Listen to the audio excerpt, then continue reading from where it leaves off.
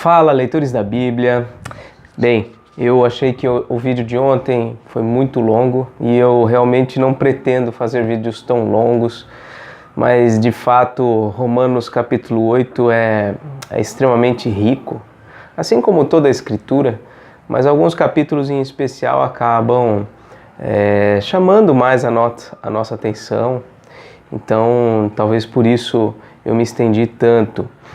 Mas enfim, vamos sem demora a Romanos capítulo 9, que começa dizendo assim: Digo a verdade em Cristo, não minto, testemunhando comigo no Espírito Santo a minha própria consciência.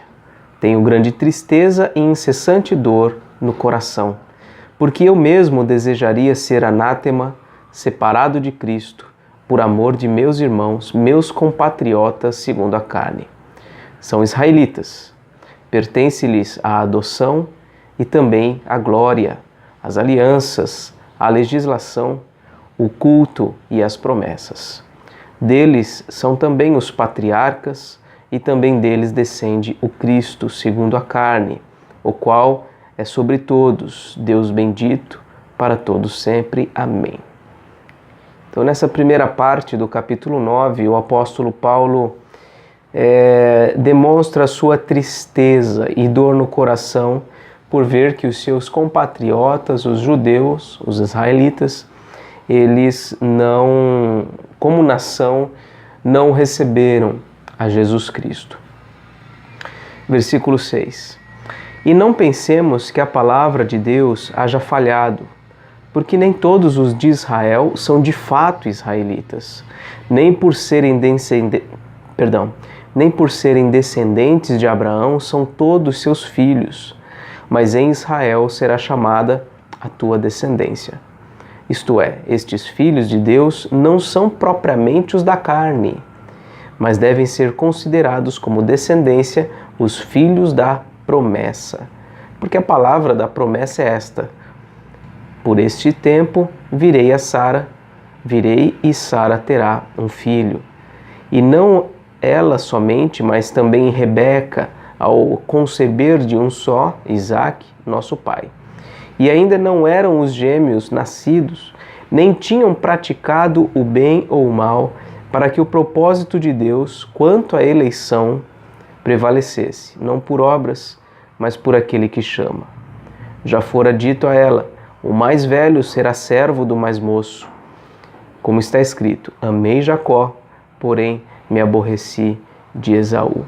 Então o apóstolo Paulo agora, ele deixa muito claro que a salvação, ela não é destinada aos israelitas segundo a carne, ou seja, os israelitas descendentes de Israel, descendentes de Isaque, descendentes de Abraão, mas sim aos filhos da promessa. Então os filhos de sangue são diferentes dos filhos da promessa, né? Então, ele diz o seguinte: porque a palavra da promessa é esta: por esse tempo virei e Sara terá um filho.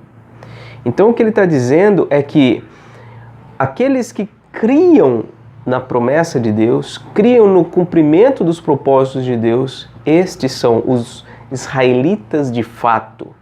Esses são os verdadeiros israelitas. E, inclusive, na etapa final desse trecho, ele faz referência aqui à distinção que havia entre um e entre outro. Ele pega o exemplo de Esaú e Jacó. Deus decidiu escolher Jacó e não escolher Esaú, ok? Então, vejam, ambos eram filhos de Isaque. No entanto, não é porque ambos eram filhos de Isaque que ambos eram filhos da promessa. Somente Jacó era o filho da promessa. Foi Jacó que posteriormente recebeu o nome de Israel. Jacó significa enganador. Já Israel, se eu não estou enganado, significa o príncipe de Deus. Versículo 14. Que diremos, pois? Há injustiça da parte de Deus? De modo nenhum. Pois ele diz a Moisés: Terei misericórdia de quem me aprouver ter misericórdia, e compadecer-me-ei de quem me aprouver ter compaixão. Assim, pois, não depende de quem quer ou de quem corre, mas de usar Deus a sua misericórdia. Porque a Escritura diz a Faraó: para isto mesmo te levantei, para mostrar em ti o meu poder, e para que o meu nome seja anunciado por toda a terra. Logo, tem ele misericórdia de quem quer, e também endurece a quem lhe apraz. Veja que Paulo está aqui apontando para a soberania de Deus na escolha, na salvação do seu povo. A Escritura deixa muito claro que a salvação não é fruto de uma escolha, de uma decisão pessoal, mas sim de uma ação soberana do próprio Deus. Então ele diz, inclusive, palavras muito sérias, né? Deus disse isso a Moisés: eu vou ter misericórdia de quem eu quiser, eu vou me compadecer de quem eu quiser me compadecer. Inclusive Faraó, ele foi endurecido por vontade de Deus, porque nele Deus escolheu glorificar e engrandecer o seu nome. Na sequência, então, a partir do versículo 19, é dito o seguinte: tu, porém, me dirás, de que se queixa ele ainda? Ele, Deus, né? De que se queixa Deus ainda? Ele está se colocando na posição de alguém que está querendo refutar essas coisas, né? Oi, filha, vem aqui. Você veio aqui dar oi pro papai? Isso aqui tá bom. Vai lá que o papai já vai arrumar, tá bom? Então, versículo 19, ele faz perguntas que alguém poderia fazer, questionando o que ele está dizendo. Então ele diz: tu, porém, me dirás, de que se queixa ele ainda? Pois quem jamais resistiu à sua vontade? E aí ele responde: quem és tu, ó homem, para discutires com Deus? Porventura pode o objeto perguntar a quem o fez: por que me fizeste assim? Ou não tem o oleiro direito sobre a massa, para do mesmo barro fazer um vaso para a honra e outro para a desonra? Que diremos, pois, se Deus, querendo mostrar a sua ira e dar a conhecer o seu poder, suportou com muita longanimidade os vasos de ira preparados para a perdição, a fim de que também desse a conhecer as riquezas da sua glória em vasos de misericórdia, que para a glória preparou de antemão, os quais somos nós, a quem também chamou, não só dentre os judeus, mas também dentre os gentios. Essa foi uma pergunta, mas também dentre os gentios? Assim como também diz em Oséias: chamarei povo meu ao que não era meu povo, e chamarei amada a que não era amada. E no lugar em que se lhes disse: vós não sois meu povo, ali mesmo serão chamados filhos do Deus vivo.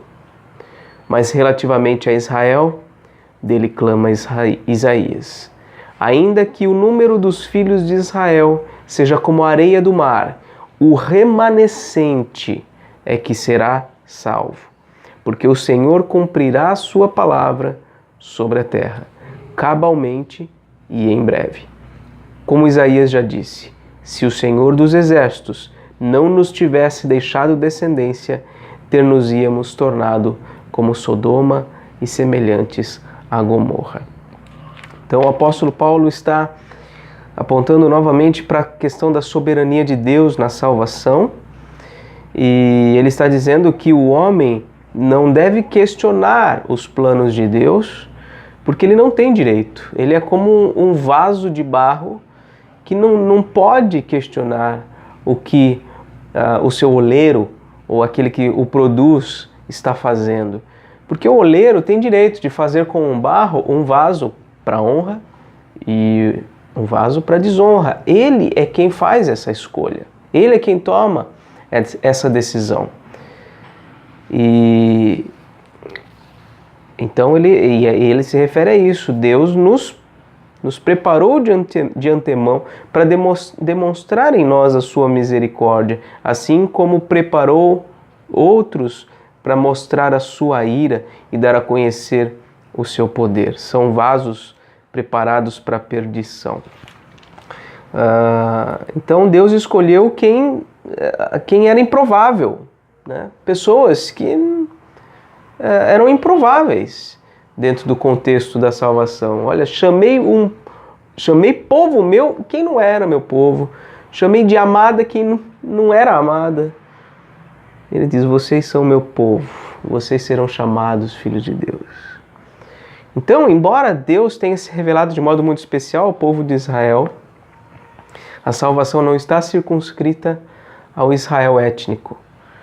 Mas o povo de Israel étnico foi usado para que a salvação de Deus fosse ou se tornasse conhecida em todos os cantos deste mundo. Versículo 30. Que diremos, pois? Que os gentios que não buscavam a justificação vieram a alcançá-la? Todavia, aqui decorre da fé. E Israel, que buscava a lei de justiça, não chegou a atingir dessa lei.